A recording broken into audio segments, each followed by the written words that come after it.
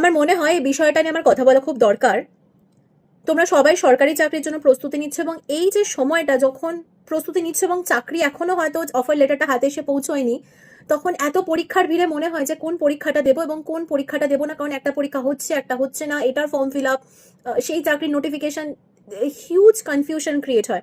এবং সেইটার সুযোগ নেয় বেশ কিছু সংস্থা এবং বেশ কিছু শিক্ষক। তারা কি করে, তারা 1 মাসের কোর্স, 2 মাসের ক্র্যাশ কোর্স বলে সেই একই বস্তা পচা পড়া তোমাদের ঘাড়ে চাপিয়ে দিচ্ছে। আদৌ সেটা পরীক্ষার জন্য রেলেভেন্ট কিনা তারা জানে না, তারা নিজেরাও জানে না। প্রত্যেকটা সাফল্যের জন্য একটা সময় লাগে, এবং সরকারি চাকরির পরীক্ষাও একটা কিন্তু জার্নি, এটা কিন্তু একদিনে অ্যাচিভড হয় না। 6 মাস থেকে 1 বছর একটা কন্টিনিউয়াস প্রিপারেশন, কন্টিনিউয়াস পড়াশোনার মধ্যে থাকলে তবেই তুমি সরকারি চাকরি অ্যাচিভ করতে পারবে। এবং নিজের প্রতি ভরসা রাখো, রিসোর্সেস খুঁজে বের করার চেষ্টা করো যে কোন জিনিসটা কোথা থেকে পড়লে তবে সেটা এক্সাম রিলেভেন্ট। এই ফাঁদে পা দিও না।